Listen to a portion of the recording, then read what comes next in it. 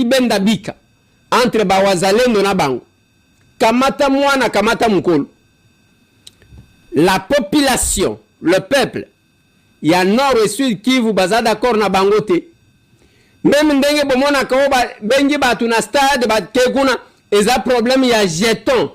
Soto kekuna ozokota ba pesho jeton ya tangu ba koleka nanda kuna yo o présenter jeton wana nde batiki yo. Soto ozana jeton ya teke ozalaki kuna te okomona makamuna yo. Mais le col c'est la rédaction de l'histoire. Otozo sala. Bango, peu de temps, gouverneur Bachaki na Sud Kivu ayibiti. Ayibi mbongo balongoli ekuna. Noki ke batie Marcelin Chishambo. Mais ce qui batie ye eka vandi kuna. Eza mouvement na bango moko bayebi. Mais ça quand même soni bino batata mobimba. Na âge na bino wana, on vient tuer vos frères. Bazoya ko bomande bande kona bino. Et vous acceptez de collaborer na bango. Il n'y a pas de raison possible à part ego na bino. Intérêt personnel na yo babo mabandeko basala nyonso pourvu que ngana zala bien. Lokola chômage et l'équipe ko lebele na sala kate na kende ko sala ta na potopoto, c'est ridicule. Et place tozo kende cette aventure là, vous pensez que cette aventure là ira loin? Non ba kana bino bitumbe sesili. Ils nous ont promis ici que au mois de juin, bakozala na Kinshasa, biso yeye na Kinshasa, basi bakocha awa. Basi bakocha awa. Bazo nourrir bino, illusion, tout en tuant vos frères.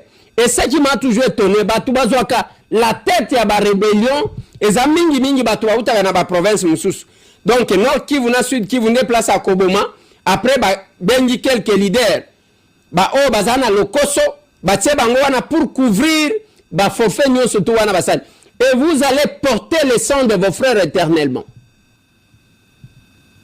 Vous allez porter. Aujourd'hui, le Congo est en train de monter.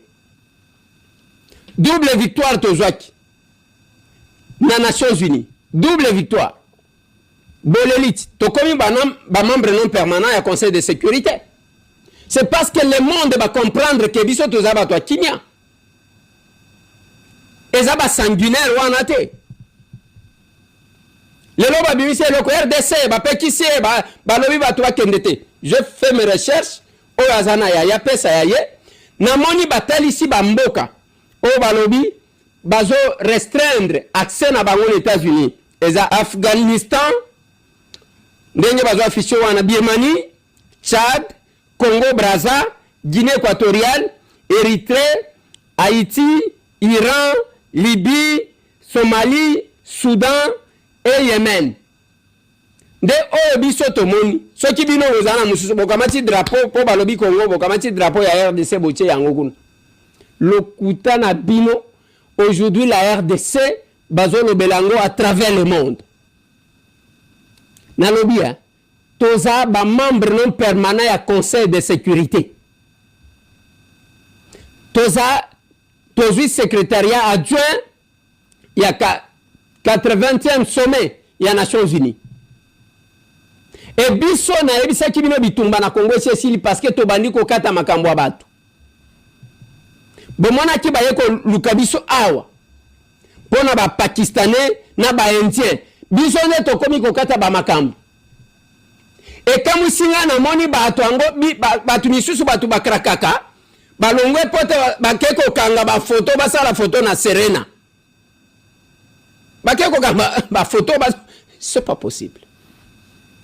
C'est pas possible. Yangona lo bakana bino à un certain âge pour te simbakate. Et voilà.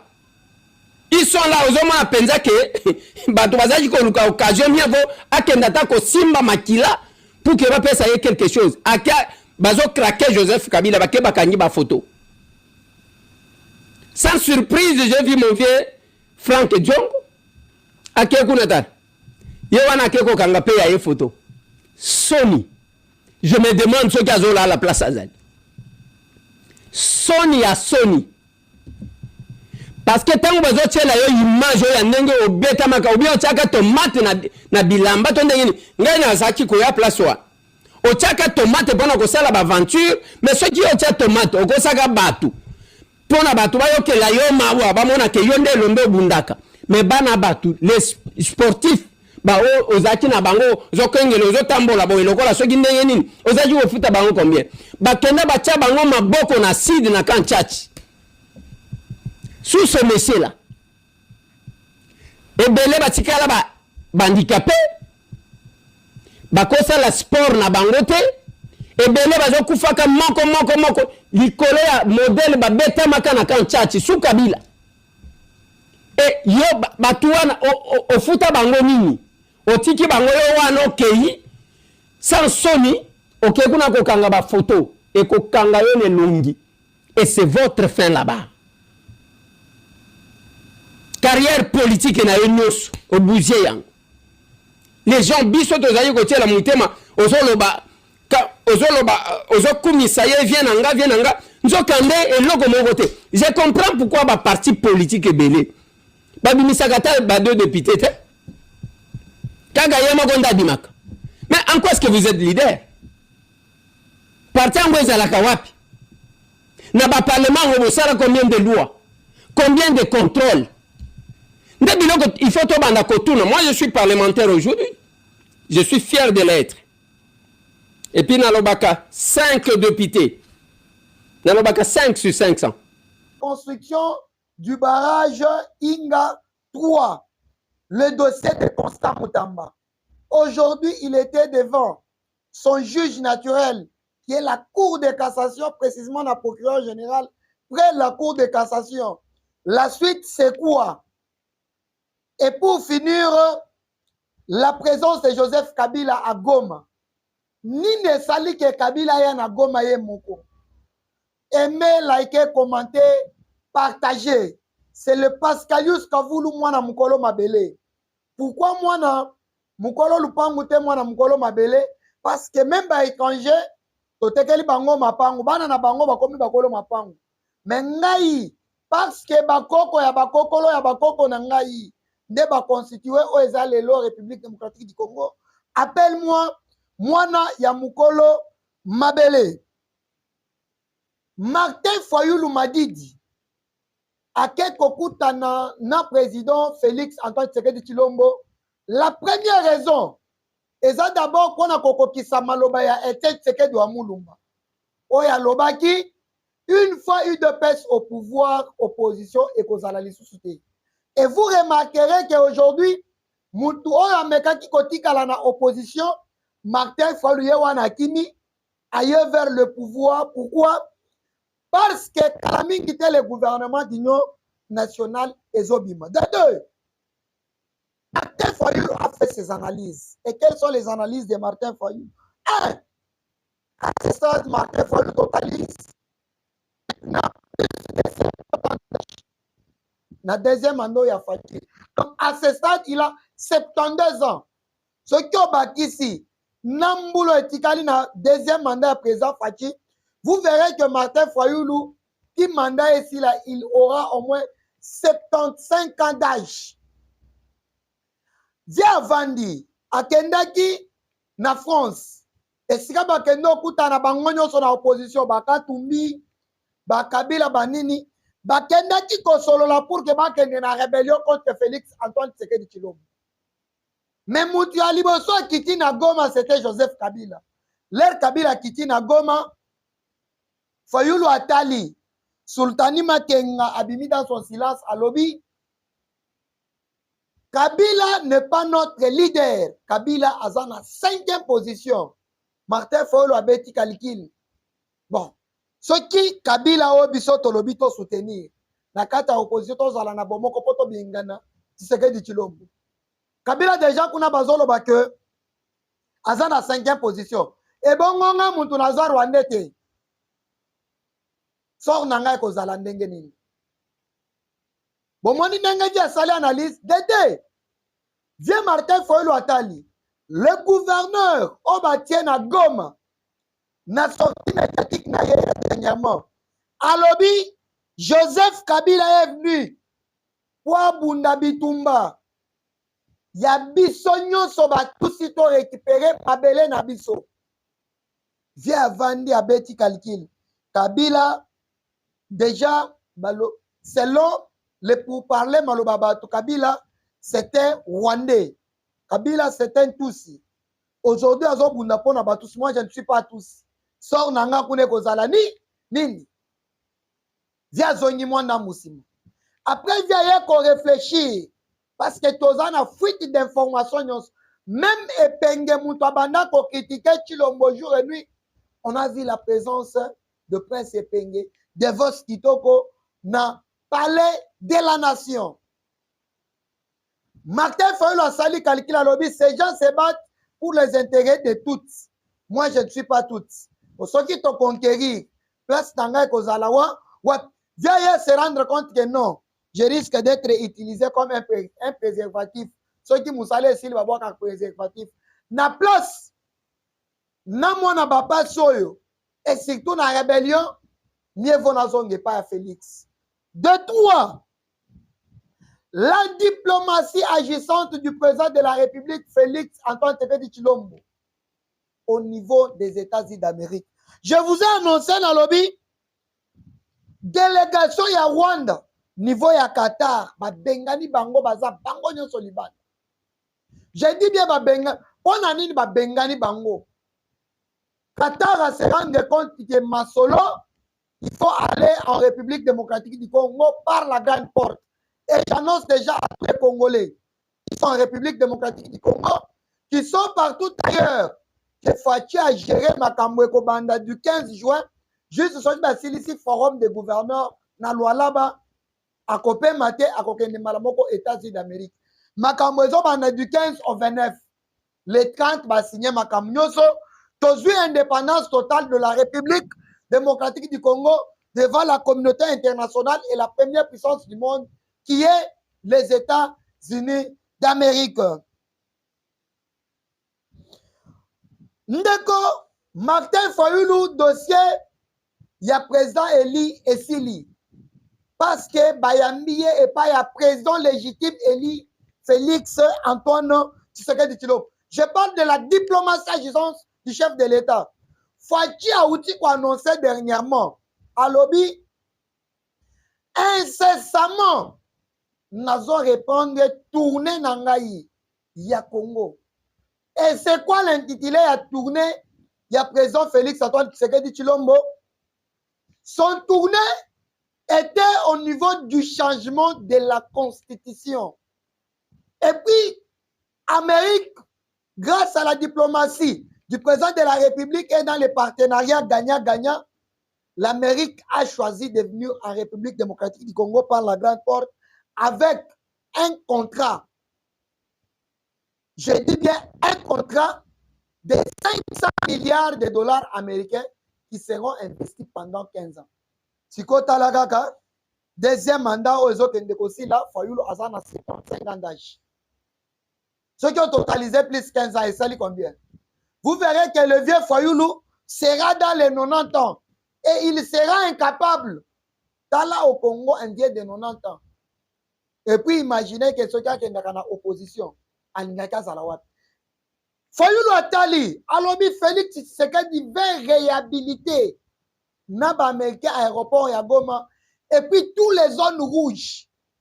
Qui considérées comme zone rouge, parce que Banda copié ba minerai, Amérique a décidé à récupérer la zone là pour sécuriser la traçabilité et la réorganisation. Il y a ba minerai, il y a sol na sol, il y a République démocratique du Congo. Aussi koyo rébellion. Là c'est aux Alawat. Laissez-nous vous informons que Altozoloba Donald Trump menace Kagame. Que au cas où il y a la bêtise, ce n'est pas le Rwanda qui sera sanctionné, mais plutôt la personne du Paul Kagame. Donc, vient conclure Makambounio Sowana se rendre compte que Masolo Eza Epaya Félix Antoine Tshisekedi Tshilombo. Ce qui n'a sali jeu, ce qui n'a meki kosa la bêtise, awa. Na rébellion ils vont rentrer chez eux comme les Rwandais. Et alors ngai na kokende wapi nievo na zonga na solo Félix. Alors par manque de soubassement, il y a makambo ko ebisa Félix aye na makambo pacte social Fachi aseki alobi oza bébé opeze te Fayulu abimi par manque ya koloba nde no toye ayamba bato ya Senko église catholique ECC ces histoires là ces dialogues là eko apporter nini na RDC Kabila qui est en train de tuer la jeunesse, qui est en train de violer les femmes, qui est en train de faire tout ce qui est comme infraction, des génocides et tout ce qui est comme crime, et ça n'a moutu à Kabila. Parce qu'on a négocié nini na pouvoir en place. Via Ayaki, ayebi ke côté rébellion masolo ezate. Kabila classé 5e position. Biso tokozala wapi. Bon, Frank Diongo a commis déjà un trouble mental. Depuis Babeta qui est et pas à Kabila. Nandenge bakangatie ba mai banini mutu esala bien te vieux olia kende sen pepe ba traité ye ezaka lokola soki muntu azali boma waye ba kezali boma ezate bon a découvrir makambo wana nyonso aye et pas ya président Fachi tala siko place Fachi eloko pe asali aboyi koyamba ye na cité de l'Union africaine soki bayamba ye na cité de l'Union africaine elingaki kende lokola cadre familial parce que là c'est la résidence du président de la République. Fachi lui a reçu à son domicile parce qu'il y a la différence entre la domicile et la résidence. La résidence c'est le lieu où la personne habite tandis que la domicile c'est le lieu du travail de quelqu'un. Quelqu'un peut se retrouver avec 10 résidences mais domicile est à la Kamoko. Et le domicile du président de la République, c'est au niveau du cité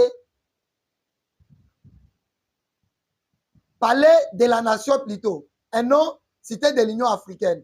Ayambien a palais de la nation, on a que les lieux où le président de la République travaille, c'est au niveau du palais de la nation.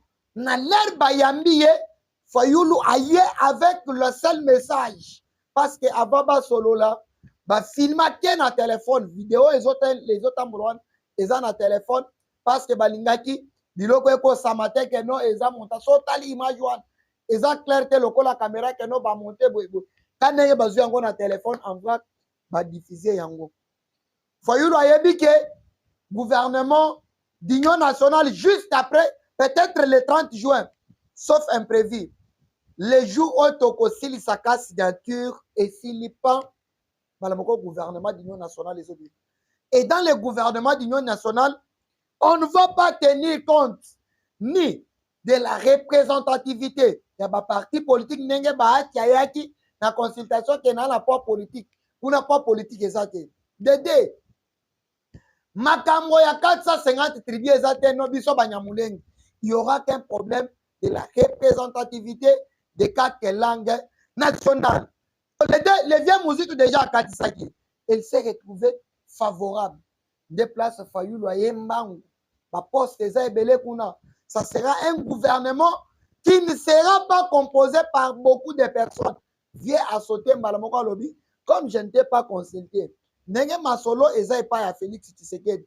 Nenge na Minito Amérique a Simi Félix, pas pour un mandat, mais plutôt pour une mission. Pour ceux qui ne savent pas, le mandat du Trump, ça c'est son premier mandat. Il a la chance de faire le 2 mandats. Parce que pour que on atteigne l'élection, c'est au double mandat. Double, c'est-à-dire Nasali à Liboso, Malamoko na Landisi. Donc un AD Malamoko Landisi, au double de mandats. Mais Trump, ça, c'est considéré comme son premier mandat. Et puis Trump, Nenga Zawana, Nandenge Siko Américain, Bakomio Lingela Trump. Ce qui a longé, ça serait toujours quand il y a Trump au pouvoir. Via Sotembangu, a dit que les 30, Nazonga comme ministre, j'ai essayé de travailler avec les étrangers, Kabila, Bakatumi Batunyoso, mais Nakati Nabango, Bazo promet surtout si seulement les Tutsis et les Rwandais. Troisièmement, en dehors de l'âge, en dehors de la diplomatie, j'ai parlé du gouvernement d'union nationale au Fayulu Ayembangu. Maintenant, les derniers réseaux au vieux à Katis. C'est qu'avec les changements de la Constitution, parce que les Américains ont déjà dit au président Tshisekedi, votre Constitution doit se conformer à vos coutumes. Or, qui dit la coutume, ce sont les habitudes. Biloko bomesani kosala. Biloko bosala ka botrouvaka normal la société na bino. Dès lors babengaka coutume. Alors, tokoko sala na Constitution, lokola ote. Naboy kotanga mais va lire l'article 213 na 214 au comment la contradiction dans la Constitution. L'article 213 est lobby. Le président de la République négocie et ratifie les traités internationaux. Il délibère en Conseil des ministres, mais ils viennent informer l'Assemblée nationale. Mais ce qui est l'article 214 et Zoloba, pour ratifier les traités, bah, énumérer yango, les traités de paix, il y a peuple, il y a souveraineté, il y a institution. Il faut qu'il y ait une loi. Et qui font les lois, c'est les légifères. D'office, bah, si les choses pouvoir pas, il y a des députés nationaux. Contradiction. Donc, besoin qu'on informer bangote, mais il faut pas ça les loi avant que ces derniers soient signés. Et puis, il faut pas soumettre yango dans référendum. Liboso, il y a peuple. Donc, vous verrez que la Constitution elle-même n'est pas claire et se contredit. Amérique Abissi Fachi, Nyata Bortoleka. Pour laquelle vous verrez le président de la République, dans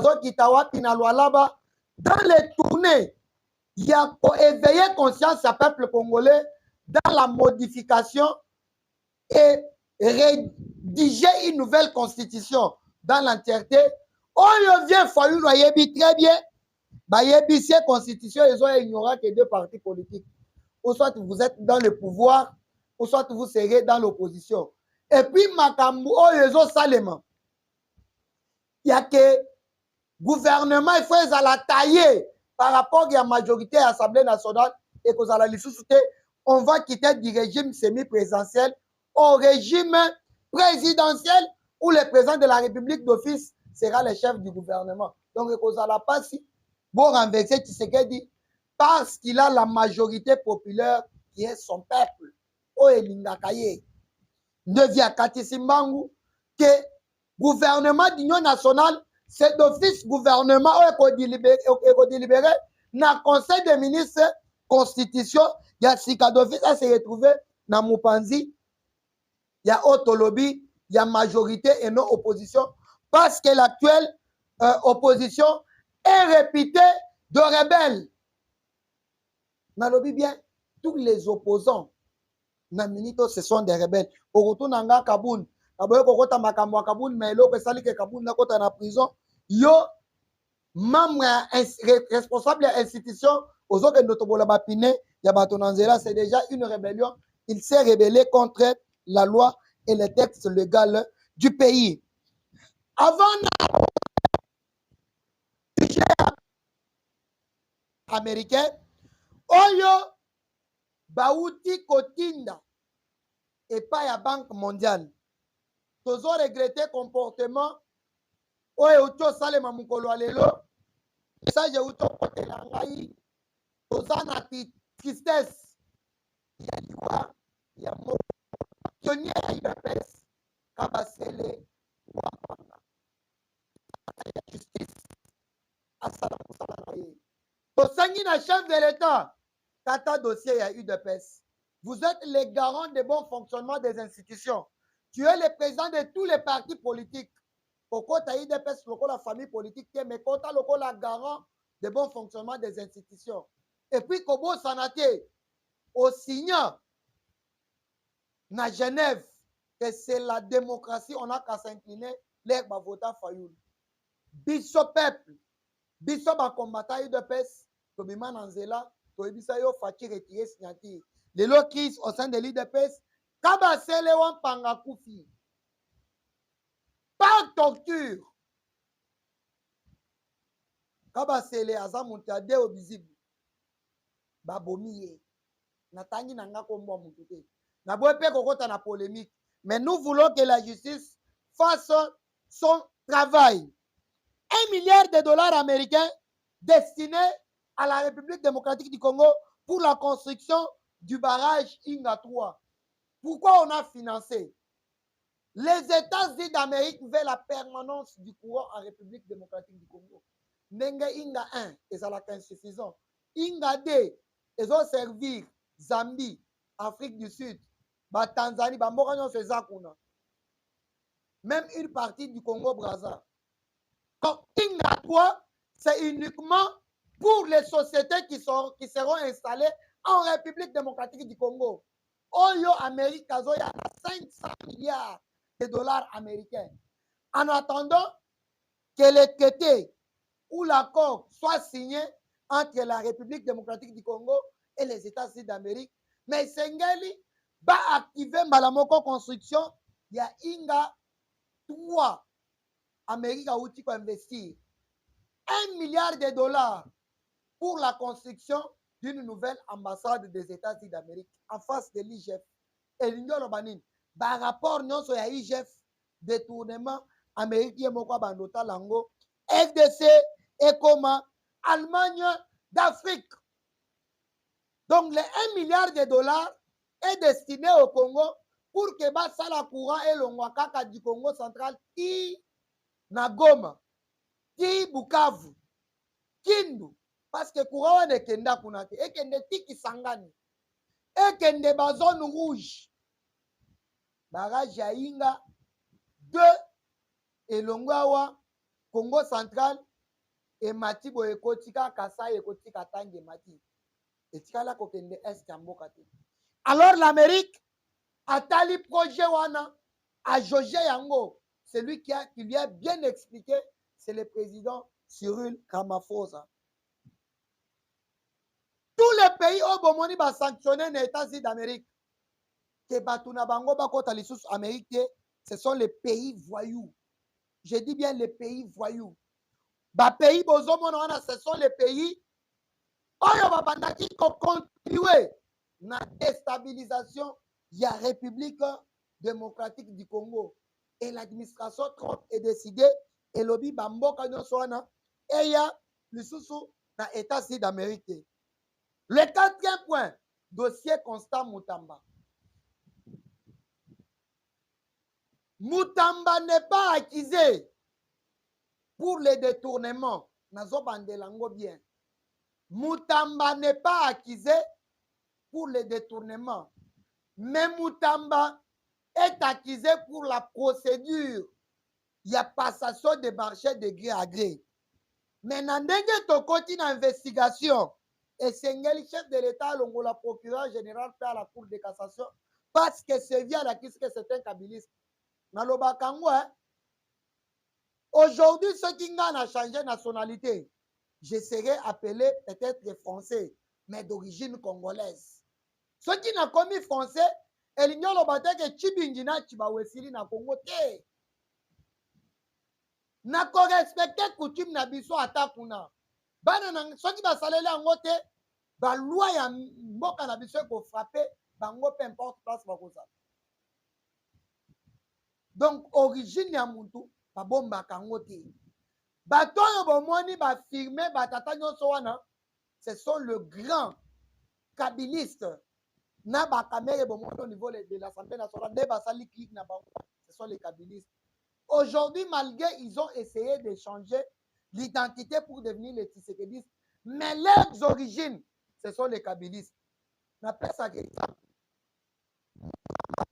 De PPRD. Bolandela très bien d'où était Mutamba. Donc c'est ça son origine. Mutamba yaki kokota de PPRD. Comme il était un jeune influent et le pouvoir à l'époque imposa yakota PPRD, il est venu de quelque part. Tala maman Eve Bazaïba. Maman Eve Bazaïba ndenge bomona kaye aza fui ya UDPS. Malgré commis MLC bosubo yoka détournement, bosubo yoke loko. Tous les ministres bomona kabakota kakebaibi. Bolanda très bien ba origine. Ba uta UDPS. Ce sont les gens oyo baye kokota UDPS. Bon grâce ya ndenge salem ndenge zo salema. Na boye kokota kuna na profondeur. Est-ce que Nicolas Kazadi a milita IDPS na section nini? C'est l'île anonyme. Parcours na politique. Na lingi kokota na profondeur te. 12e conférence des gouverneurs, tomoni présence ya gouverneur ya Ituri a na chef de l'État entretien avaba kitabango nzela moko na Lualaba. Directive nini? Rapport nini na kopesa chef de l'État. Les Wazalens ont déterminé à récupérer Bukavu. Tout fait, tout flamme. Atozolo babitumba na kata kosalema. Na borde mbala moko. La présence de Joseph Kabila na Goma. Pona nini Kabila yemoko aye na Goma? Mutamba uti kwa instruire. Ba fongola dossier à Kabila. Sore kome nanga se sore kome na Kabila. La part de c'est bien. Ta kopeg. Toza déjà na information. Il tombe Ezaya Kabila. Parce que Mukolo il tombe à Kangie. Ye mutabana kopé sa financement ya mbongo na rébellion. Pa mbongo yo so bando récolté ao. E bando kende. Na rébellion. L'herbe Kangie. Kabila s'est retrouvé isolé. Alors bimbongo ko uta wapi. Aujourd'hui ceux qui va confisquer nga ba bien nyonso. Na ko vivre na libota na bana nanga ndingeni. Ba mapasa ba to fêter anniversaire mais ba fêter place mon côté. Mais bazana mbongo.